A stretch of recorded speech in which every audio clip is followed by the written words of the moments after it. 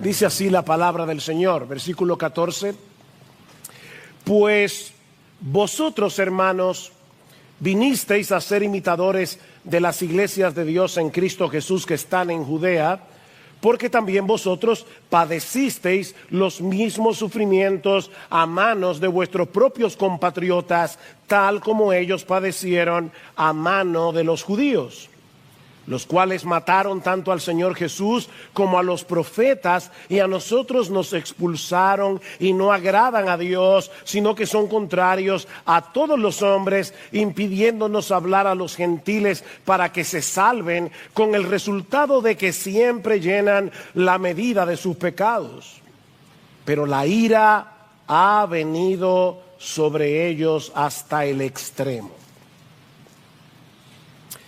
Cada vez que nosotros escribimos una fecha, tenemos que reconocer el impacto de Jesús en la historia. Porque en una buena parte del planeta Tierra, el tiempo se divide en antes de Cristo y después de Cristo. Así que cada vez que tú escribes una fecha, estás obligado a recordar la importancia de Jesús. Pero no solo la historia se divide en dos, sino también toda la humanidad. Porque después de su venida, solo hay dos grupos de personas en el mundo. A nosotros nos encanta crear categorías para dividir a las personas, para separarnos de los demás, para creernos que somos mejores que otros. Pero lo cierto es que en el mundo solo hay dos grupos de personas, no más, solo dos: los que creen en Cristo y los que no creen, los que son suyos y los que no lo son, los que lo aman y lo adoran y los que lo rechazan con todo su corazón. El que no es conmigo, contra mí es, dice Jesús. No se puede ser indiferente, no se puede ser neutral ante la persona de Jesús, porque óyeme bien, mi amigo que estás aquí, no hacer nada con Jesús es una declaración de guerra. Nadie aquí, jóvenes que tal vez han nacido en esta iglesia, no hay nadie que sea neutral con respecto a la persona de Jesús. Si el Dios del cielo nos llama a arrepentirnos, si el Dios del cielo nos llama a creer en su Hijo, seguir a su Hijo, reaccionar con indiferencia es un acto de rebeldía. De manera que Cristo, contrario a lo que piensan muchas personas, es el gran divisor de la raza humana. Cristo divide la raza humana. Él mismo dice en Mateo capítulo 10, versículo 34, que Él no vino al mundo a traer paz, sino espada. Qué declaración más extraña, ¿verdad? El príncipe de paz dice que Él vino a traer espada. Porque vine a poner al hombre contra su padre, a la hija contra su madre, a la nuera contra su suegra, y los enemigos del hombre serán los de su misma casa. Ahora, esta es una moneda de dos caras, porque así como Cristo nos separa del mundo, al mismo tiempo nos hace uno con su pueblo. Vean una vez más la comparación que hace Pablo en el versículo 14. Dice: pero vosotros, hermanos, vinisteis a ser imitadores de las iglesias de Dios en Cristo Jesús que están en Judea. La iglesia en Tesalónica estaba compuesta mayormente por gentiles, es decir, por personas que no eran judías. Las iglesias en Judea estaban compuestas prácticamente en su totalidad por personas judías, y sin embargo Pablo los describe exactamente de la misma manera. Noten el versículo 1, Pablo, del capítulo 1, Pablo, Silvano y Timoteo, a la iglesia de los tesalonicenses, en Dios Padre y en el Señor Jesucristo. ¿Se dieron cuenta la similitud? Las iglesias de Dios que están en Judea, están en Cristo Jesús. Bueno, la iglesia en Tesalonicense está en Dios y Padre y en el Señor Jesucristo. En otras palabras, mis amados hermanos, la iglesia en Tesalónica, compuesta mayormente por gentiles, y las iglesias de Judea, compuesta mayormente por judíos, compartían la misma identidad. El trasfondo racial, el trasfondo cultural, el trasfondo socioeconómico no es lo que ahora nos define. Lo que nos define es el hecho de estar en Cristo. En Cristo. Y eso nos lleva, mis hermanos, a la primera enseñanza que podemos extraer de este pasaje y que no es del todo evidente en una primera lectura. Y es el hecho de que debido a nuestra unión con Cristo, somos un solo pueblo que compartimos una misma identidad. Vean de nuevo otra vez el versículo 14. Vosotros, hermanos, vinisteis a ser imitadores de las iglesias de Dios en Cristo Jesús que están en Judea. Cualquier iglesia de cualquier parte del mundo puede ser descrita exactamente de la misma manera. No importa que esté en República Dominicana, no importa que esté en Estados Unidos, no importa que esté en China, es la iglesia de Dios en Cristo Jesús que está en República Dominicana o que está en Cuba o que está en Chile o que está en donde sea. Tenemos la misma identidad. Ahora, hermano, para nosotros, leemos este pasaje en el día de hoy, siglo XXI, y nos resulta difícil entender lo sorprendente de esta conexión que Pablo hace aquí entre las iglesias de Judea y la iglesia en Tesalónica, porque nosotros no experimentamos en el día a día la profunda división que había entre judíos y gentiles en aquellos días. ¿Recuerdan ustedes la reacción de la mujer samaritana en Juan capítulo 4 cuando Cristo le pidió que le diera de beber? Una cosa normal. Tú tienes sed, vas caminando por la calle, te encuentras con una persona bebiendo agua, es lo más normal que tú le digas, dame de beber. Esta mujer reacciona y le dice, pero ¿cómo tú siendo judío me pides a mí de beber, que soy mujer samaritana? Porque judíos y samaritanos no se tratan entre sí, o como dice el texto, literalmente. Los judíos y los samaritanos no usan los mismos utensilios o no beben de los mismos vasos. Para un judío era impensable beber del mismo cántaro del que había bebido un samaritano, porque para ellos esa gente era inmunda. ¿O recuerdan cuando Pedro fue a casa de Cornelio a predicarle el evangelio? Dios tuvo que mostrarle primero una visión para enseñarle a Pedro que él no debía discriminar a Cornelio por el hecho de no ser judío. Y cuando finalmente Pedro accede a ir, ¿verdad?, a la casa de Cornelio a predicarle el evangelio a él y a su familia, escuchen con atención cómo Pedro inicia su mensaje. Vosotros sabéis cuán abominable es para un varón judío juntarse o acercarse a un extranjero. Pero a mí se me ha mostrado Dios, que a ningún hombre llame común o inmundo. Miren, hermanos, se necesita cierta dosis de humildad para escuchar a un predicador que nos dice de entrada, antes yo pensaba que ustedes eran personas impuras, inmundas, despreciables, abominables. Como para decirle, gracias Pedro, nos vemos después. Pero Cornelio quería oír el evangelio. Mis hermanos, esa era la perspectiva generalizada que los judíos tenían del resto del mundo. Eran perros gentiles. Hasta que Cristo derribó la pared de separación, como dice Pablo en Efesios capítulo 2, versículo 14. Todos aquellos que creen en Él son uno en Cristo. Mis hermanos, Cristo está edificando una iglesia que no toma en cuenta nuestras diferencias sociales, raciales, económicas, educacionales. Ahora tenemos, dice Pablo en Efesios capítulo 4, versículos 4 al 6, y cantamos hace un momento acerca de eso. Tenemos una misma esperanza, un solo Señor, una sola fe, un solo bautismo, un solo Dios y Padre de todos, que está sobre todos, por todos y en todos.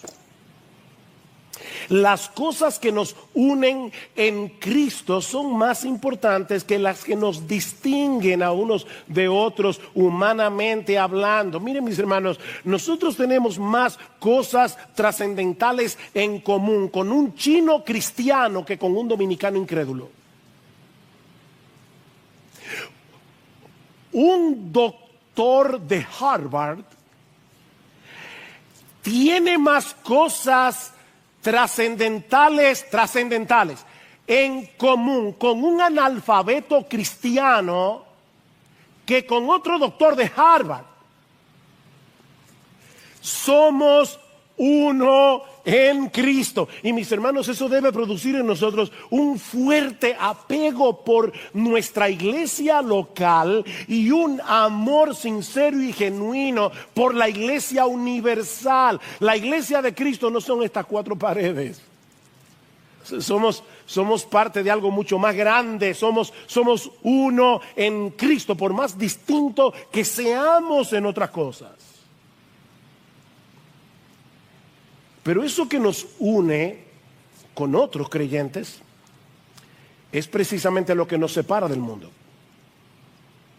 Y es lo que produce oposición y rechazo por el hecho de ser cristianos. Lo que nos lleva a la segunda enseñanza de nuestro pasaje. Ya hemos visto que debido a nuestra unión con Cristo somos un solo pueblo que compartimos una misma identidad, pero aprendemos también que debido a nuestra identificación con Cristo somos un pueblo que compartimos la misma hostilidad. Versículo 14 de nuevo. Pues vosotros, hermanos, vinisteis a ser imitadores de las iglesias de Dios en Cristo Jesús que están en Judea. ¿En qué vinieron a ser imitadores? Porque también vosotros padecisteis los mismos sufrimientos a manos de vuestros propios compatriotas, tal como ellos padecieron a mano de los judíos. Todas las iglesias de Cristo, las verdaderas iglesias de Cristo, independientemente de la denominación, independientemente del país donde estén, nos parecemos en varias cosas. Mira, cuando tú vas a una verdadera iglesia, y puede ser que la forma de alabanza sea distinta, puede ser que hayan cosas que no sean exactamente como la practican en tu iglesia, pero cuando tú vas a una verdadera iglesia del Señor Jesucristo, tú te sientes identificado. Hay cosas importantes en común. Y una de ellas es que todas experimentan rechazo y oposición. Los creyentes en Tesalónica estaban experimentando de parte de sus compatriotas lo mismo que los creyentes de Judea estaban experimentando de parte de los judíos, porque la oposición contra los cristianos no es circunstancial, no es regional, es mundial. Es mundial, aunque obviamente no siempre será en la misma medida, no siempre será con las mismas manifestaciones. No es lo mismo ser un cristiano en República Dominicana que ser un cristiano en Corea del Norte. No es lo mismo. Yo no estoy diciendo eso. Pero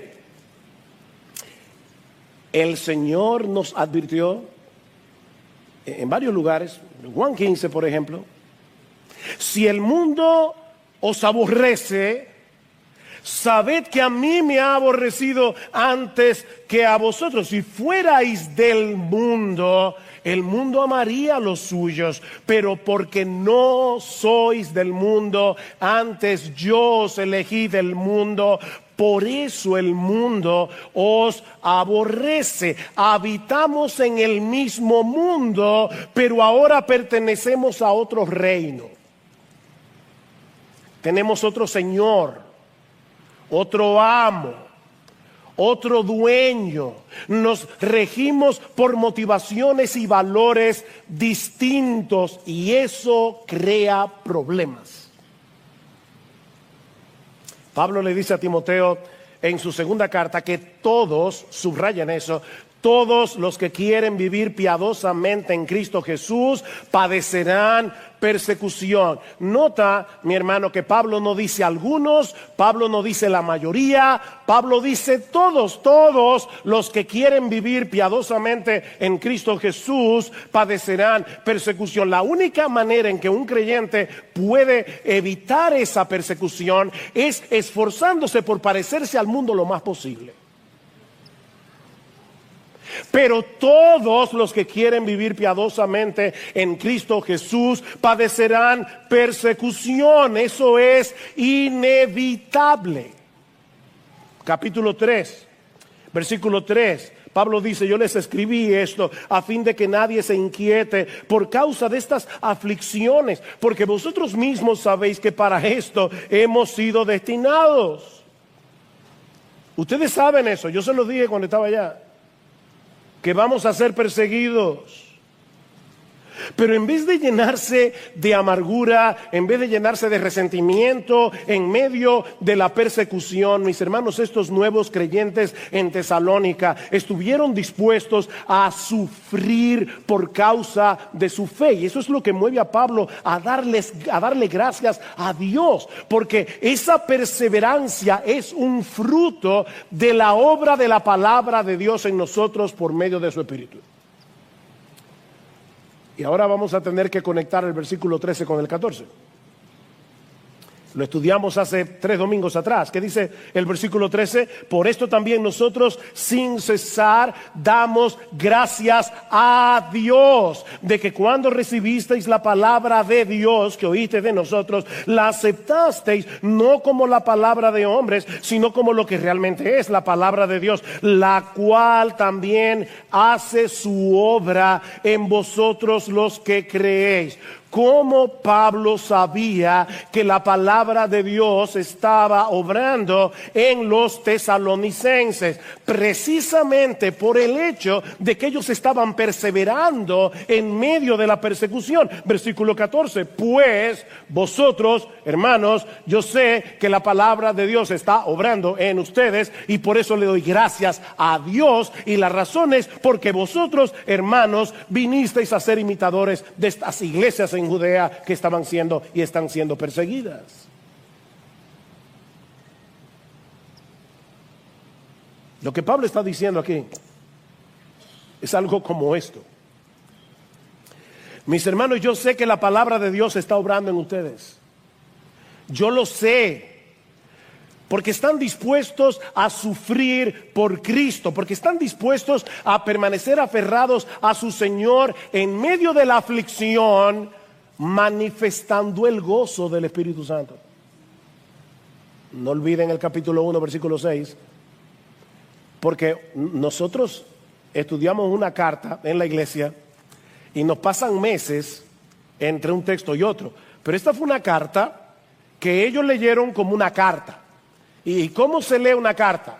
Ustedes leen una carta, una hoja hoy, otra hoja mañana y otra hoja pasado mañana, o ustedes leen la carta entera. Bueno, ellos leyeron la carta, y ¿saben lo que dice esta carta un poco antes en el capítulo 1, versículo 6? Y vosotros vinisteis a ser imitadores de nosotros y del Señor, habiendo recibido la palabra en medio de mucha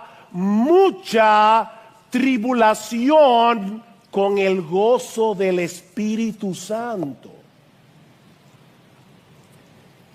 Y si estuvieron atentos a la lectura de Salvador al principio, En la segunda carta, en el capítulo 1, en el versículo 3, Pablo dice: siempre tenemos que dar gracias a Dios por vosotros, hermanos, como es justo, porque vuestra fe aumenta grandemente y el amor de cada uno de vosotros hacia los demás abunda más y más, de manera que nosotros mismos hablamos con orgullo de vosotros entre las iglesias de Dios, por vuestra perseverancia y fe en medio de todas las persecuciones y aflicciones que soportáis. ¿No es verdad, mis hermanos, que muchas veces cuando estamos en medio de una aflicción nos aislamos de la gente? Tendemos a ser individualistas. Estos creyentes experimentaron todo lo contrario. Ellos estaban siendo perseguidos, estaban en medio de mucha aflicción. ¿Y qué estaba pasando entre ellos? Dice: el amor de cada uno de vosotros hacia los demás abunda más y más. Y Pablo dice: yo le doy gracias a Dios. Como dice Ligon Duncan, Pablo mira a estos creyentes de Tesalónica manteniendo su fe en medio de una intensa persecución, y eso despierta su gratitud hacia Dios. Te doy gracias, Señor, porque el evangelio es tan real en sus vidas que están dispuestos a sangrar por él. Y eso es solo una obra del Espíritu Santo. Eso no es natural. Miren, mis hermanos, y yo me sentí muy amonestado, honestamente, esta semana, viendo otra vez esta actitud de Pablo de dar gracias por otros. Mis hermanos, nosotros debemos tener ojos para ver la obra de Dios en las vidas de nuestros hermanos que sufren y que sufren bien, y darle gracias a Dios por lo que Él está haciendo en esos hermanos. Y miren, no tiene que ser algo tan dramático como morir en una hoguera. Hay creyentes aquí que son rechazados por sus familiares incrédulos por el mero hecho de ser cristianos, y aún así no reniegan de su fe. Hay hermanos aquí que no han podido seguir escalando en su empresa, no pueden seguir escalando. ¿Saben por qué? Porque rehúsan comprometer su integridad. Gloria a Dios por esos creyentes. El Espíritu Santo está obrando allí.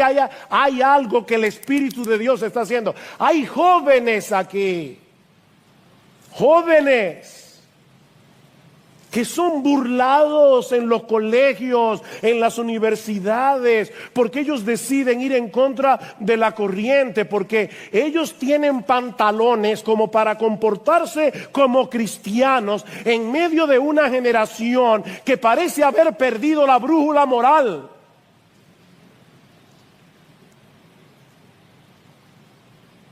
Gloria al Señor por esos jóvenes.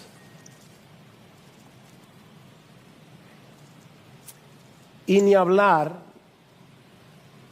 de los cristianos y misioneros que están en otras partes del mundo enfrentando un montón de dificultades y poniendo en riesgo sus vidas por causa del Señor. Esta misma semana, en el culto de oración, estuvimos orando por una pareja en Laos que recién se convirtieron al Señor. Y el padre de ella era un hombre sumamente influyente en la comunidad. Y cuando este hombre se enteró de que su hija y el esposo, su yerno, se habían convertido, comenzó a presionar para que ellos volvieran a sus ídolos. Y como ellos rehusaron volver a su antigua idolatría, este padre incrédulo influyó en la comunidad para que le quitaran todos sus bienes.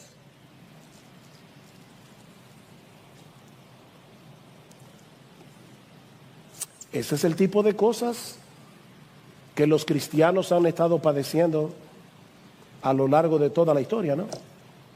El autor de la carta a los hebreos menciona a un grupo de creyentes que precisamente habían sufrido el despojo de sus bienes, al igual que estos hermanos en Laos, solo que el autor de la carta a los hebreos le añade dos palabritas muy importantes.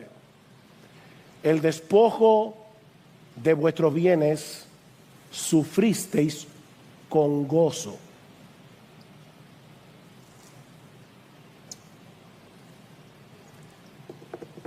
Ponte ahí, en esos pantalones. Te lo quitaron todo por causa de Jesús. Y tú eres capaz de decir, amén. Cristo es más valioso que todo eso.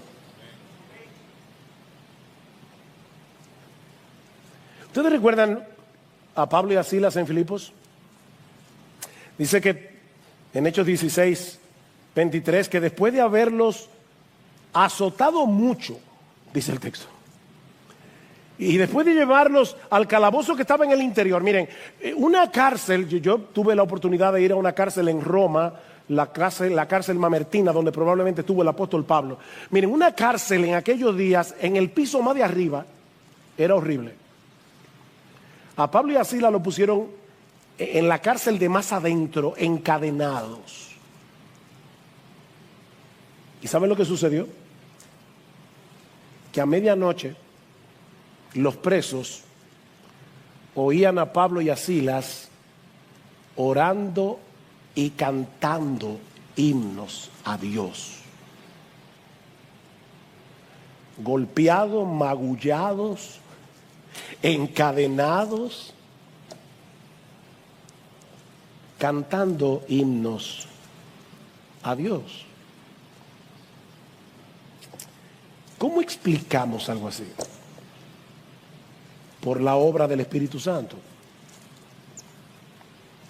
Es el Espíritu Santo el que actúa en nosotros la fe. Él es que obra la fe para esperar en las promesas de Dios reveladas en su palabra. Es el Espíritu Santo el que hace viva la palabra en nuestro corazón, dándonos certeza de que Dios nos ama, dándonos certeza de que ni una sola de sus promesas quedarán sin cumplimiento. No olviden el contexto. Pablo está dando gracias al Señor porque cuando ustedes recibieron la palabra de Dios que oíste de nosotros, la recibisteis no como palabra de hombres, sino como lo que es en verdad la palabra de Dios. De manera que cuando estos hermanos oían, el Señor es mi pastor, nada me faltará, en lugares de delicados pastos me hará descansar. Ellos sabían, esa es la palabra de Dios, porque a los que aman a Dios todas las cosas les ayudan a bien. Esto es palabra de Dios. Y el Espíritu Santo está allí recordándonos y obrando en el corazón y diciéndote, hijo mío, esta es palabra de Dios, palabra de Dios. Estas no son promesas vacías, esto no es sopa de pollo para el alma, no. Esto es palabra de Dios.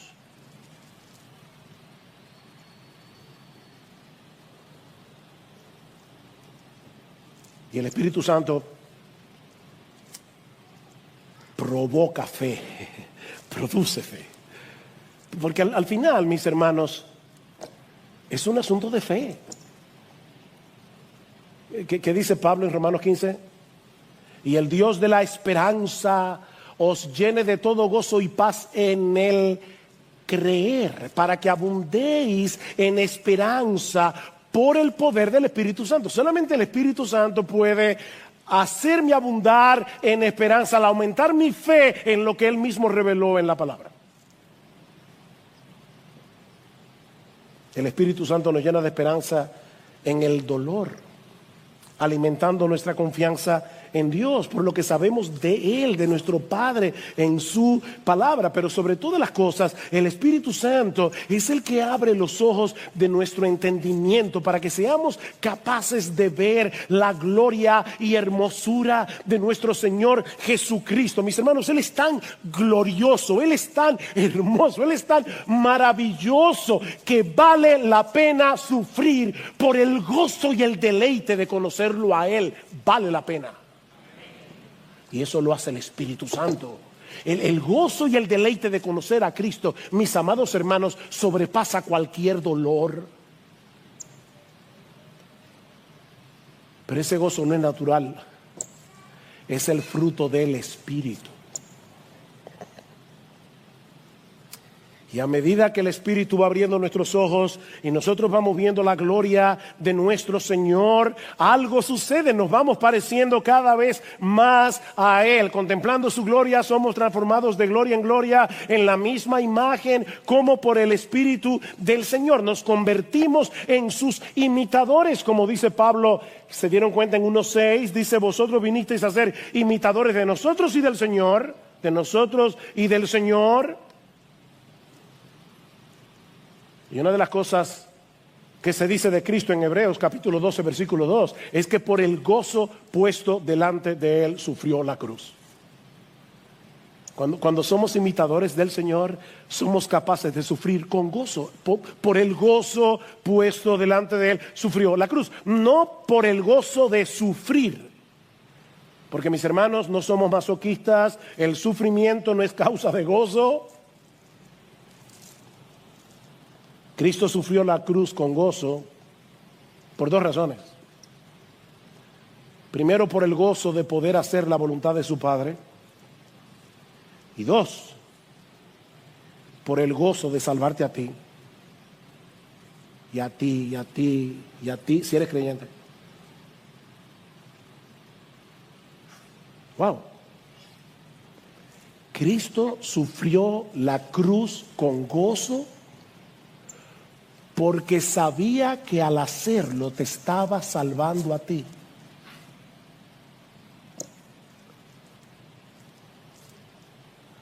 Así que al reaccionar de este modo, en medio de su aflicción, estos creyentes en Tesalónica estaban imitando a los misioneros que les llevaron el Evangelio, estaban imitando a los hermanos de Judea, y todos a su vez estaban imitando a Jesús, al que tú y yo también tenemos que imitar, en ese sentido. Bueno, en todo sentido. Pero ahora Pablo quiere hacerles ver el porqué de ese sufrimiento. Mis hermanos, ¿qué es lo que está detrás de esa persecución, de ese rechazo, de esa oposición del mundo hacia los cristianos? ¿Qué es lo que hay detrás? Versículo 15. Dice: ustedes están padeciendo de sus compatriotas lo mismo que ellos padecieron a mano de los judíos, los cuales mataron tanto al Señor Jesús como a los profetas, y a nosotros nos expulsaron y no agradan a Dios, sino que son contrarios a todos los hombres, impidiéndonos hablar a los gentiles para que se salven, con el resultado de que siempre llenan la medida de sus pecados.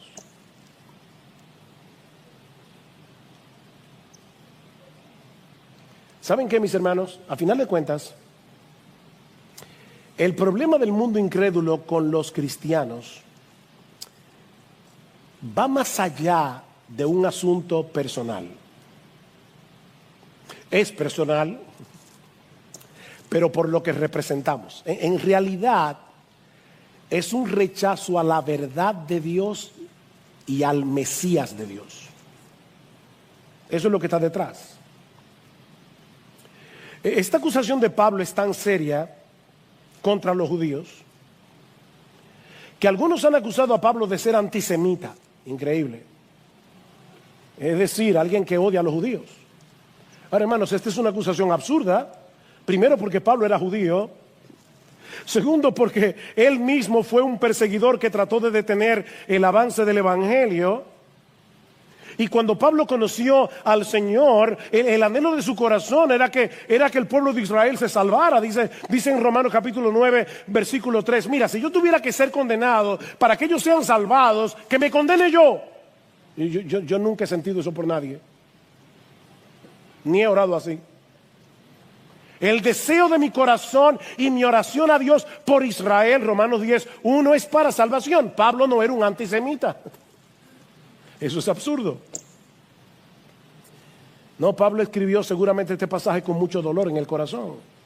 Pero todo lo que dice contra los judíos es tristemente cierto, y todo se encierra en una cosa: el rechazo del mundo incrédulo a la verdad de Dios y al Mesías de Dios. Mataron al Señor Jesús, dice Pablo. Por más que los romanos lo llevaron a la cruz, los judíos fueron responsables de su muerte. Ellos lo entregaron al poder civil, acusándolo falsamente para que fuera crucificado. Mataron al Señor Jesús, mataron a los profetas. En el Antiguo Testamento los profetas fueron sistemáticamente perseguidos por el pueblo de Israel. ¿Por qué? Porque no soportaban el mensaje que Dios les enviaba a través de ellos. Óyeme, mi amigo incrédulo que estás aquí, no te engañes a ti mismo pensando, es que intelectualmente yo no puedo aceptar. No, el problema tuyo es que tú no quieres la verdad de Dios, no la quieres. Porque la verdad de Dios te recuerda que tú eres un pecador. La verdad de Dios te recuerda que tú no eres tan grande como tú crees que tú eres, que tú no eres tan bueno como tú crees que tú eres, que solo hay un Dios, un solo Rey, y se llama Jesús, no eres tú. No te engañes. Mataron a los profetas.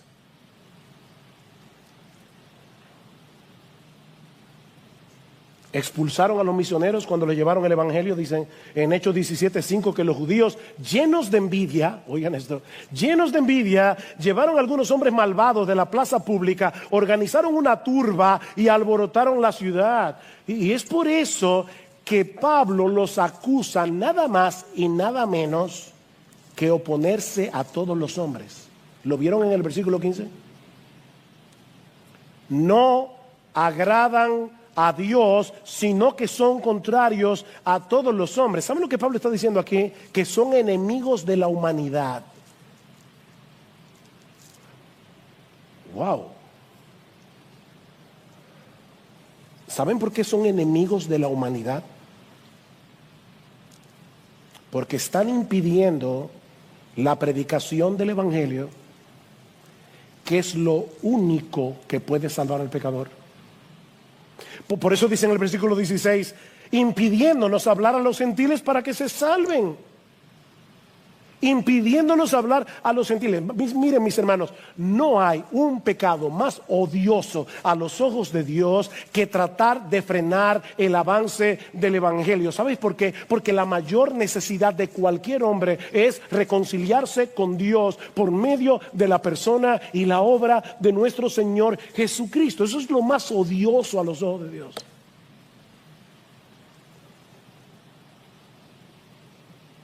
Cristo en Mateo 23 dice, ay de vosotros. Y cuando Cristo dice ay de vosotros, escribas y fariseos, hipócritas, porque cerráis el reino de los cielos delante de los hombres, pues ni vosotros entráis, ni dejáis entrar a los que están entrando.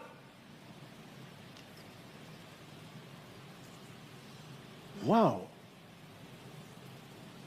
Y un poco más adelante, Cristo dice, ustedes llenan la medida de la culpa de vuestros padres.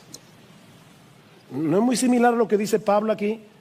Dice, impidiéndonos hablar a los gentiles para que se salven, con el resultado de que siempre llenan la medida de sus pecados.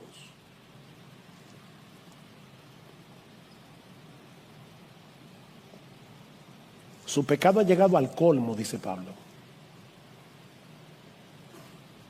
A tal punto que la ira de Dios, dice él, versículo 16, ha venido sobre ellos hasta el extremo. Y Pablo puede estarse refiriendo a lo que el mismo Jesús dijo en la parábola de los labradores malvados, en Mateo 21, que el reino de los cielos iba a ser quitado de la nación de Israel como nación, y le iba a ser dado a los gentiles, que iban a producir los frutos que ellos no pudieron producir. Ahora la iglesia es el nuevo Israel, compuesta por judíos y gentiles creyentes, que proclamamos el mensaje que la nación de Israel recibió a través de sus profetas sobre la obra, la persona de nuestro Señor Jesucristo. Y eso es precisamente lo que el mundo quiere frenar a toda costa. Que la verdad de Dios sea proclamada, que Cristo sea reconocido como Rey de Reyes y Señor de Señores, para que la gente venga a Él en arrepentimiento y fe y sean salvos. Pero ¿saben qué, hermanos? Nadie puede frenar la obra de Dios. Nadie. Corrie ten Boom, aquella mujer cuya familia escondió judíos para librarlos de los nazis durante la Segunda Guerra Mundial, fue llevada junto a su hermana Betsy a un campo de prisioneros horriblemente inhumano, a Ravensbrück. El cuartel en el que las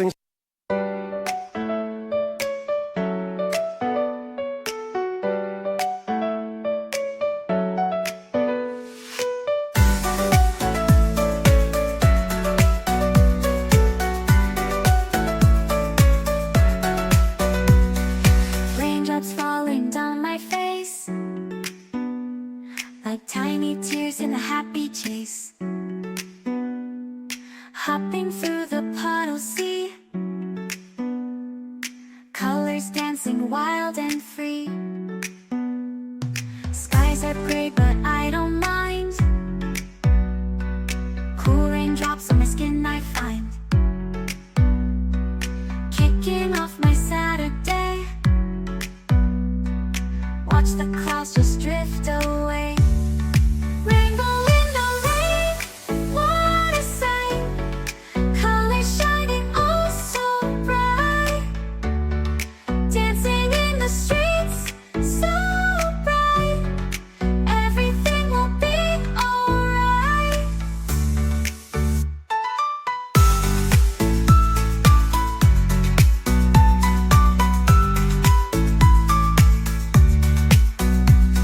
Umbrella spinning, twirling round. A colorful halo on the ground. Music playing on the sand. Skipping beats, the heart will sway. Feel the world come out to play. Lightning cracks, but don't you fear. Magic shines when skies are clear. Raindrops whisper secrets true. A hidden beauty shines right through. Rainbow in the rain, what a sight. Colors shining oh so bright. Dancing in the streets, so bright. Everything will be alright. Raindrops falling soft, peeks through. Rainbow magic, me and you. Smiling faces, hearts alive. Everything will be alright.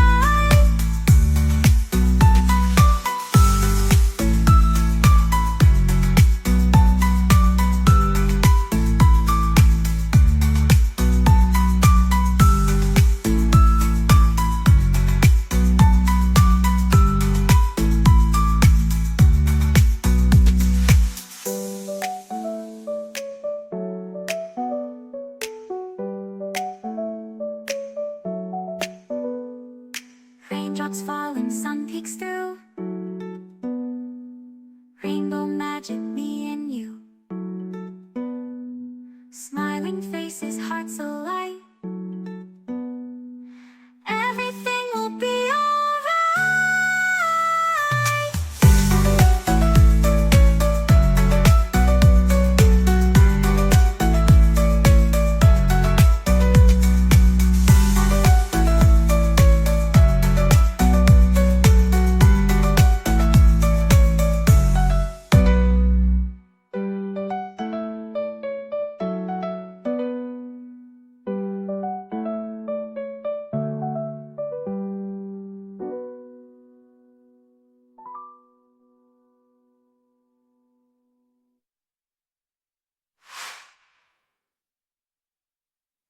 cerraron, estaba sobrepoblado, mucha gente, pero lo peor es que estaba infestado de pulgas. La mañana en que llegaron, leyeron juntas Primera Tesalonicenses, capítulo 5, 16 al 18. Estad siempre gozosos, orad sin cesar, y dad gracias en todo. Así que Betsy le dice a Corrie, ven, vamos ahora a dar gracias por cada aspecto de este nuevo alojamiento. Corrie ten Boom admite que al principio ella no quería. ¿Cómo le voy a dar gracias a Dios por las pulgas? Pero su hermana seguía insistiendo.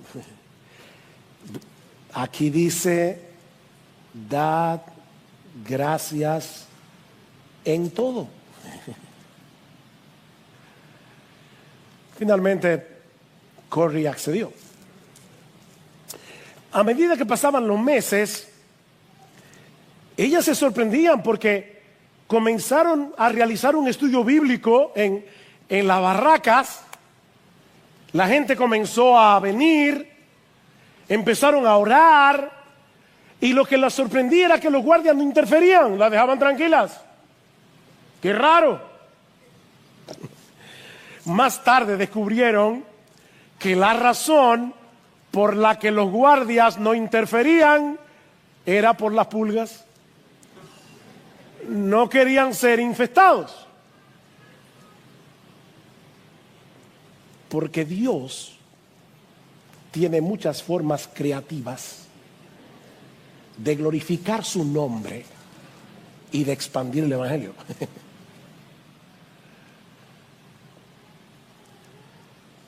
Nadie puede frenar el evangelio. Nadie. Y miren, aunque este es un pasaje muy duro, si lo vemos desde otra perspectiva también es muy esperanzador. Mis hermanos, el hombre que escribió estas palabras un día estuvo del otro lado de la verja. No lo olviden. De Saulo de Tarso se dice en Hechos capítulo 9, versículo 1, que respiraba amenazas y muerte. Entonces pueden imaginar eso. Una persona que respira amenazas y muerte contra los discípulos del Señor. Y en el capítulo anterior dice que hacía estragos en la iglesia. Y más adelante, dando su propio testimonio, Pablo dice que él llegó a creer que era su deber delante de Dios hacer muchos males en contra del nombre de Jesús de Nazaret. No solo encerré en cárceles a muchos de los santos, sino también cuando eran condenados a muerte, yo daba mi voto contra ellos y castigándolos con frecuencia en todas las sinagogas, procuraba obligarlos a blasfemar. Pablo estaba allí diciendo, maldice a Cristo, maldice a Cristo. El hombre que escribió 1 Tesalonicenses.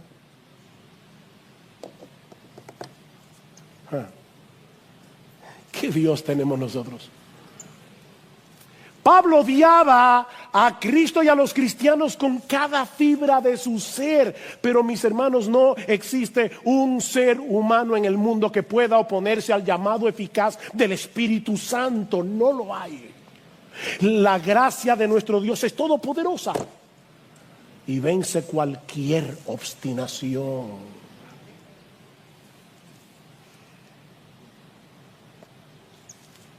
Mi hermano, no pierdas las esperanzas con tus hijos, no pierdas la esperanza con tu cónyuge incrédulo, no pierdas la esperanza con esos amigos que amas, por más endurecidos que estén hoy en sus corazones, porque Dios puede soplar sobre ese valle de huesos secos y traerlos de la muerte a la vida por el poder del Espíritu Santo.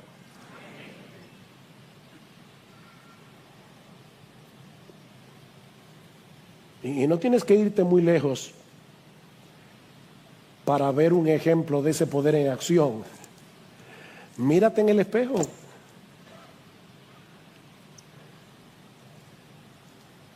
Porque si Él te salvó a ti y me salvó a mí,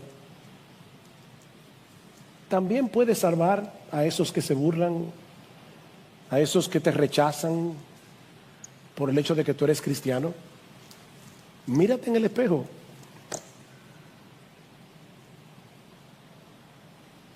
Ahora, no olvides que ese Dios que salva lo hace a través de la predicación del Evangelio. Vamos a ver este pasaje al revés. Si no hay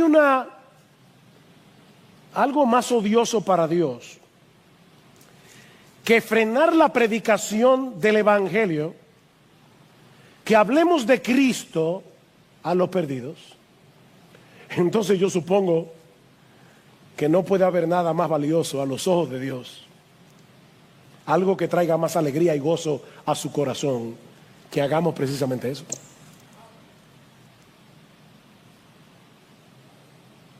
La mayor necesidad del incrédulo es reconciliarse con Dios, aunque en este momento él no lo sepa.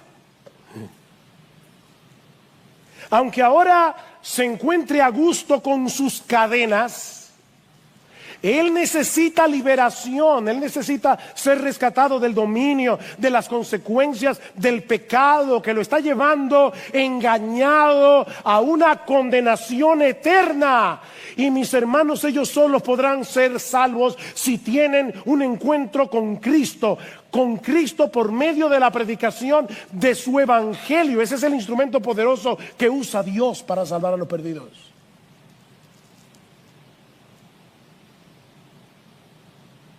Oh, mi hermano, no dejes de hablar de ese Cristo que tuvo misericordia de ti y que te trajo a salvación por el poder de su Espíritu Santo, porque Él puede salvar a otros por medio de tu predicación.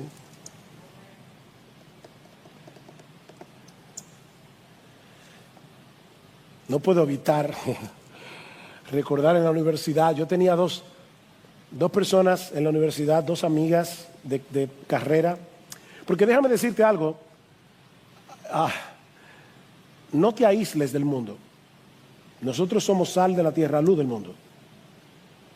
Hay una diferencia enorme entre ser complaciente con el mundo, entre ser un mundano y estar en el mundo, dando testimonio de la gracia de Dios en Cristo. Que Cristo era amigo de pecadores y separado de los pecadores. La Biblia dice las dos cosas. Y yo recuerdo que yo tenía dos amigas de carrera. Una de ellas lloraba cada vez que yo le predicaba el Evangelio, pero cada vez. Y yo le decía a mis amigos, les decía a Gloria sobre todo, yo creo que fulana va a ser, yo como nuevo creyente en mi romanticismo, ella va a ser la primera persona que se va a convertir a través de mi predicación. Y esta muchacha tenía una amiga que parecía un blog de 8. Ustedes saben lo que es un blog de 8. Y yo siempre pensaba, fulana se va a convertir, pero esta otra es tan dura. Final de la historia. Esta fulana todavía es incrédula y el blog de 8 ya partió para estar con el Señor. Es nuestra querida hermana Ica, que de repente un día me dijo, mira, llévame a un estudio bíblico.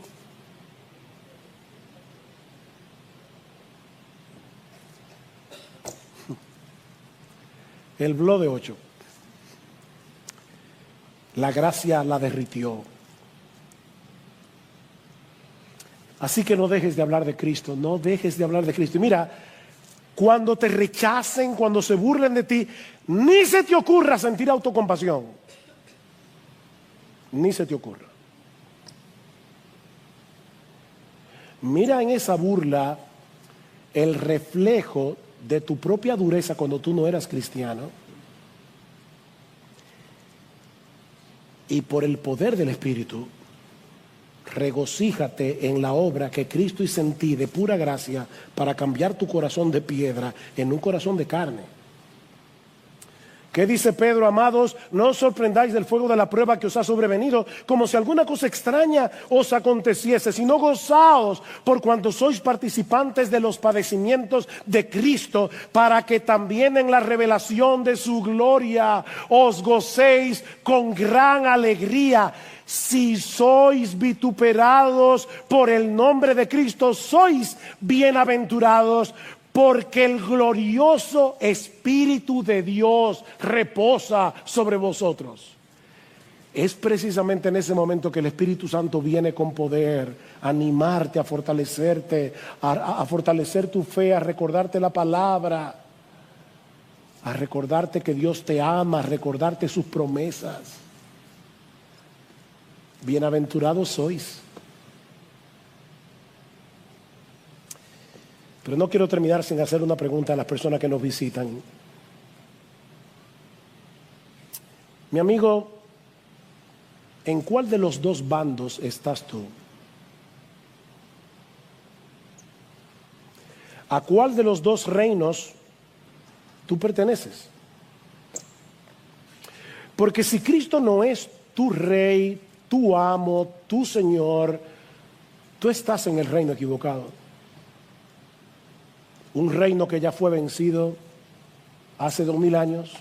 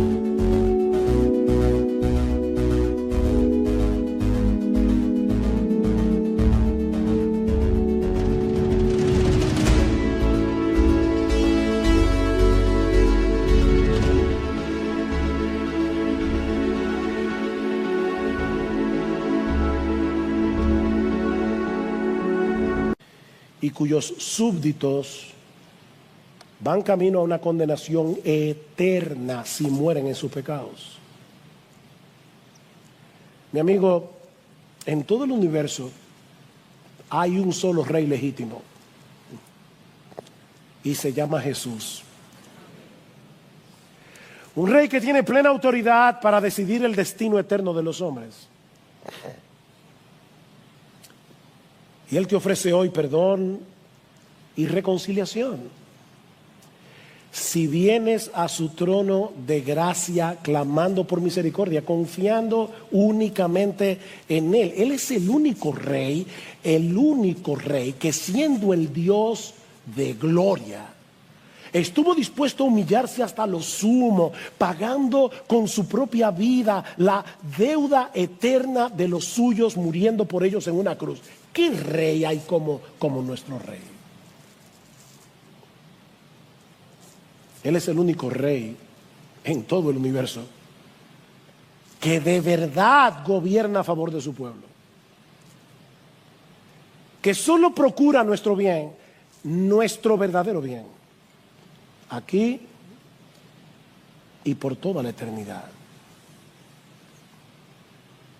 Y todavía, mi amigo, las puertas de su reino están abiertas para ti. Siempre que vengas en arrepentimiento y fe. Ven. Ven. Ahora, no es mañana. Ven. Deja atrás ese amo malo, cruel, que quiere arrastrarte consigo a que compartas su condenación eterna en el infierno. Es que no te das cuenta que te están engañando. Por favor, ven. Acógete por fe a la misericordia del Señor. Acógete al perdón que el Rey de Reyes y Señor de Señores te está ofreciendo hoy de pura gracia, gratuitamente, solo por la fe.